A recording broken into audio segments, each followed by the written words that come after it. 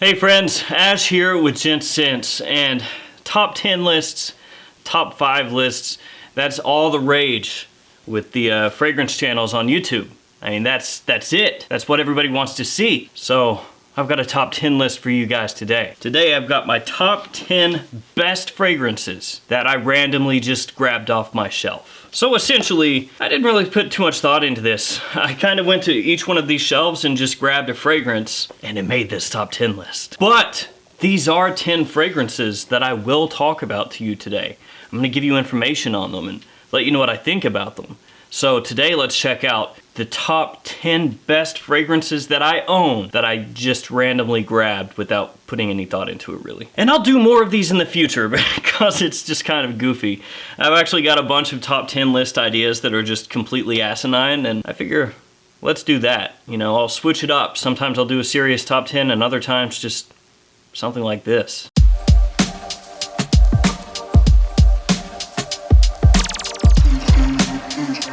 So first off in this list is this fragrance right here. Sculpture Homme by NIKOS. Actually, somebody mentioned this fragrance on one of my live streams that I did recently, and when I saw it there on the shelf, I was like, that would work. So here it is, Sculpture Homme. It does have an interesting bottle. A lot of people actually really think that it's a great looking bottle, fantastic looking bottle, and it definitely is unique. When you see it, you're gonna know right away what it is, or at least the fragrance brand that it's from, because there are other fragrances that use this bottle shape that have different names, but you get what I'm saying. So there it is, Sculpture Homme. Look at that. Looks a little bit like a boomerang right here. Or of course, a ship's sail. This has orange blossom, tonka, lemon, and benzoin as some of the notes in the fragrance, and it was released in 1995. This is an absolute cheapie. You can pick this fragrance up for under $20 at discounters. And that's for this size right here, 100 milliliters. This one is technically a tester.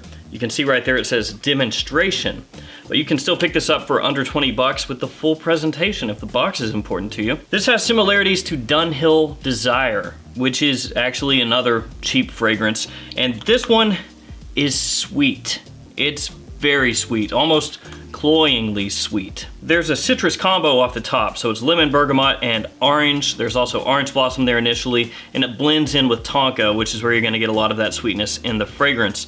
It gets pitched as a summertime scent, a high weather scent. The issue with that is the way it comes across, a little bit syrupy sweet, and like I said before, kind of cloying potentially, may not work very well in true high heat situations in the middle of summer. You spray this on, and then it comes off just overpowering. There's benzoin and amber in here as well, so that's gonna give it kind of a resinous feeling with sweetness as it dries down, kind of a vanillic scent to some people. There are also some florals in the mid as well, just adding nuances throughout the fragrance's lifespan. Longevity is good. Over 8 hours for me off of my skin. Projection more in the average range. Though again, if you're sweating, if it's really hot, projection might be a little bit stronger. And that's the first fragrance in this list, Sculpture Homme. Let's go from a fragrance that's very inexpensive to a fragrance that is on the more expensive side of things.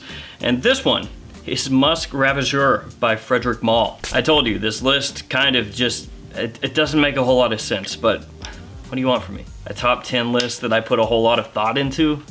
What? This one has vanilla, musk, cinnamon, and clove as some of the notes in the fragrance, and this one was released in 2000. In my opinion, this is a masterpiece fragrance. Sometimes it gets thrown around a little bit loosely, and you call something legendary, like, oh, that's a legendary fragrance, bruh. And then it's Versace Eros, and you're like, what? I guess? Not really, though? In this circumstance, though, this one is a masterpiece, and maybe this one is actually legendary. A lot of people say that this one is too animalic, too skanky, too funky, too weird, not wearable. To me though, it's none of those things. It has an extremely warming spiciness to it, especially when you spray it on.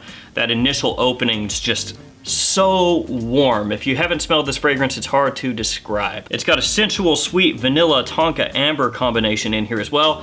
And of course, musk. Now there's a lot of chatter online about this fragrance and about reformulations, that if you have an original bottle before they change the cap style, and we're not going to go into that too much because it will take up too much time, but if you have an original formulation of this bottle, that it was way stronger, way skankier, and all this stuff. We're not going to touch on that today. Again, it would take too much time, but this bottle here, which is newer cap style, is still amazing to me.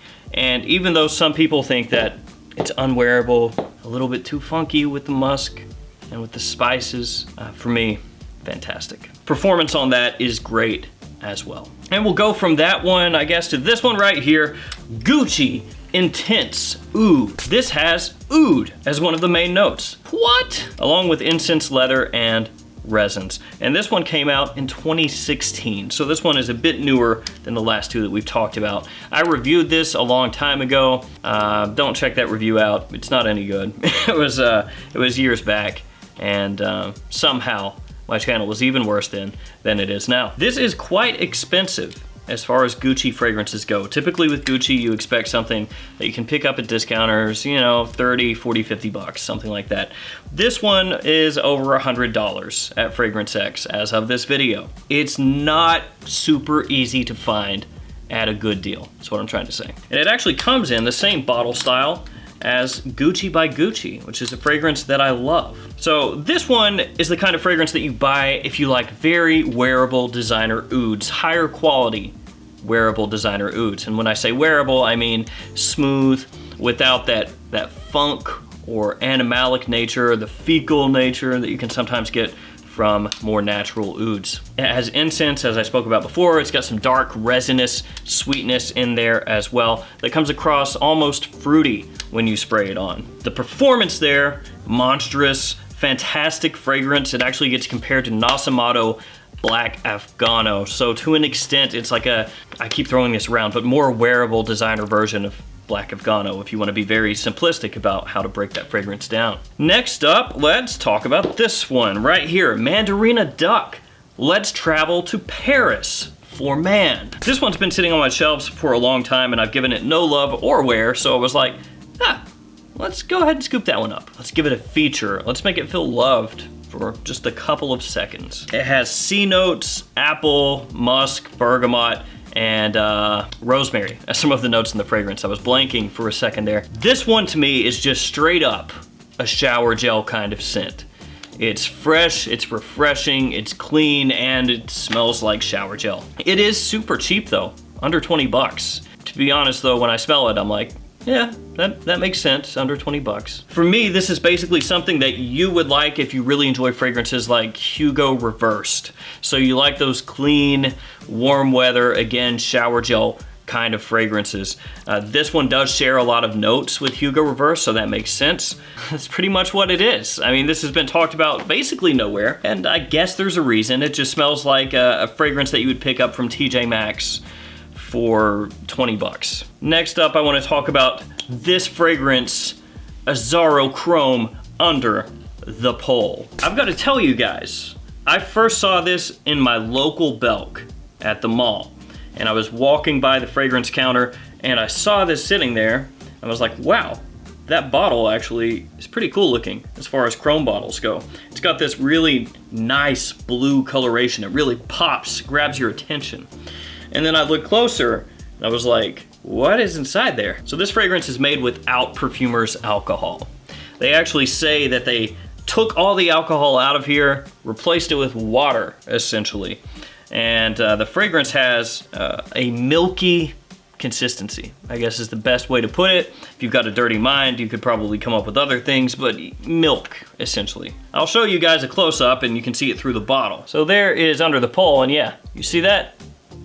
It looks like a thick milk. I forgot to say, Let's Travel to Paris, that came out in 2018. This one came out in 2018 also, and this one has rosemary just like Let's Travel to Paris, so they share those things in common. As well, this one, Under the Pole, has cedar, sandalwood, lemon, and pineapple, believe it or not. And like the last fragrance, Let's Travel to Paris, this one is a refreshing, warm weather sort of scent. It actually goes on cold a little bit when you spray it on.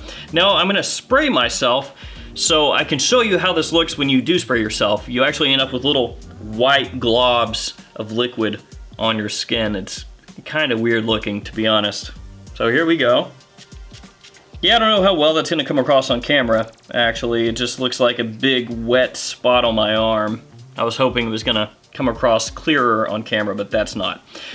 You're gonna have to take my word for it. When you spray this fragrance on, oftentimes you'll end up with little white blobs, essentially, on your skin until it dries down. And it does feel very cold when you spray it on, interestingly enough. So that goes along with the whole under the pole, the ice caps, and the whole refreshing kind of thing they're trying to get across here with the milky substance. It has a similar vibe to the original Chrome, so if you like that one, you'll probably like this one too. It doesn't smell the exact same as the OG Chrome, but it does take you in a similar direction in terms of how it smells. It's got a sharp kind of cold citrus initially. I don't really pick up that pineapple. A lot of times when you see pineapple in a fragrance, people are gonna be like, oh my God, it smells like Aventus, but that's not the case here. It's aromatic, got a little touch of spice and a woody base. It does smell pretty nice, especially for warmer weather. The issue here is Chrome Under the Pole has crap performance. It just doesn't project, and it doesn't last all that long off my skin either. So if you want this to last a little longer, maybe project a little more, you're gonna have to spray that milky goodness all over yourself. Let's hop from there to something a bit different. This one is from the house of Diptyque, and the name of the fragrance is Tamdal. Assuming I'm pronouncing that correctly. I think I am. And this is the Eau de Toilette. There's also an Eau de Parfum version of this fragrance, and this is gonna be one of the better sandalwood fragrances that you can pick up. This one came out in 2003. It's also got cedar and cypress along with the sandalwood. A bit of spices in here as well.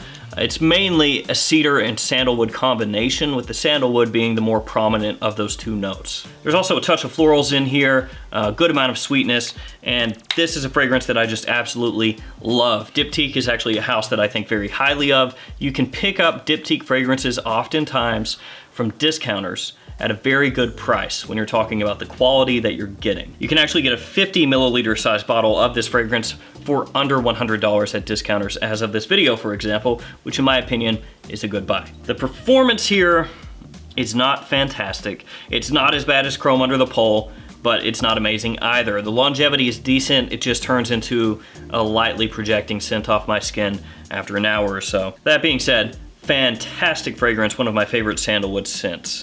And since that's a sandalwood scent, or most people think of it as a sandalwood scent, obviously there's more going on there than just sandalwood, but since that is a sandalwood-centric scent, we'll go to another sandalwood-centric scent. And this one is ZILERI Sartoriale. This is a fragrance that I mentioned years ago on the channel, a long time ago. Feels like a lifetime ago. It's got sandalwood, vetiver, oak moss, and apple. This one actually gets compared to a discontinued fragrance from Gucci, Gucci Rush. And this one came out in 2005. Gucci Rush actually sits back here behind me when I shoot my videos. It's a favorite of mine. That one, like I talked about here, is a sandalwood scent. And this one, as far as getting a cheap alternative to Gucci Rush, might be your best bet. AZZARO Visit gets compared to Gucci Rush as well. This one is a little bit closer to Gucci Rush overall. The sandalwood here is great. It's creamy, a little bit of sweetness. There's kind of an alcohol blast when you first spray this on. Just drop the lid. There's a little bit of fruit here in the opening. There's some accompanying floral notes as well that give some added nuance and depth as the fragrance dries down. The big drawback for this fragrance, performance. It's not great. Thankfully, this one is cheap. You can get it for under 30 bucks for a full-size bottle, full presentation, the whole shebang. So that takes a little bit of the sting out of the crap performance. Next up, let's talk about this one. It's from Maison Violet, and the name of the fragrance is Tanagra. So yeah, this one doesn't get talked about a whole lot. And this one came out in 2018, and technically is a fragrance marketed toward women. I know, all the bros out there just went, what? Ridiculous. It has pear, freesia, iris, and jasmine as some of the notes, along with musk. This one is a floral fragrance at its heart. It's very floral centric. To me, it smells like walking into a florist shop. So you have all these different flowers kind of melding together, and you've got the water kind of on top of the flowers, that freshness that it brings. That's what it smells like. Sometimes a little bit watery, sometimes a little bit powdery, depending on which floral note here is coming out the strongest at the time. But broken down simply, it smells like a florist shop. It's fantastic to me. Very fresh, refreshing, uplifting. Again, not something that a typical guy would think about wearing because it is, again, on the more feminine side of things, but the scent as a scent, awesome. Next up, a Bentley fragrance, but one that doesn't get talked about very often, Bentley Infinity. Or is it Infinite? Bentley Infinite? This one was done in 2015 by Natalie Lorson, who actually perfumed my last fragrance here, Tanagra. Natalie Lorson did that. And this is a fragrance released by Maison Violet. And this fragrance has violet as one of the notes. Illuminati confirmed. There's also vetiver, citrus, and black pepper in here, and this fragrance gets compared to Terre d'Hermès by Hermès, only this is much more affordable. It's not as earthy as Terre d'Hermès. It does have a prominent violet note, which Terre d'Hermès does not have, and this one just has a generic citrus in the top that doesn't come across like the orange in Terre d'Hermès does, but it still does smell similar to Terre d'Hermès on the whole. The core of this fragrance gets across what Terre d'Hermès does. The vetiver, the black pepper, the patchouli, that's all here. Along with the citrus, though, again, it doesn't come across exactly the same as the citrus in Terre d'Hermès. Some people, though, will find this fragrance more wearable than Terre d'Hermès because it doesn't have some of those facets that Terre d'Hermès does have. Again, that dirtiness, that earthiness that you get from Terre d'Hermès, and the orange, the way that it comes across in TDH, it's not here. And so if you like that DNA, but you wish it didn't have that, and maybe you wish that it had violet in place of that, check this out. Plus it's under 30 bucks. Performance on that one, fairly average. Not really great, not bad either. And that's gonna take us to the last fragrance on the top 10 best fragrances that I just randomly grabbed.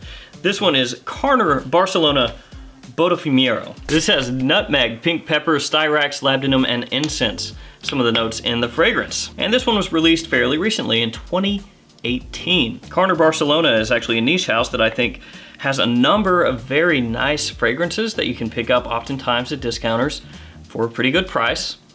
And they don't get talked about all that often. It's sweet initially, kind of a sticky, balsamic sweetness. It's very appealing. And that sweetness stays throughout most of the life of the fragrance. It's a warm, sweet, resinous kind of scent with a good amount of incense thrown in there as well. You've got pops of spice, again, from the pink pepper and nutmeg that I mentioned initially that kind of help give a little more nuance, a little more interest to the fragrance. It's a great fragrance for cooler weather, fall and wintertime, and the performance on it is good as well, which you would expect given that note breakdown. And this one wraps up my top 10 best fragrances that I just randomly picked up from my shelf.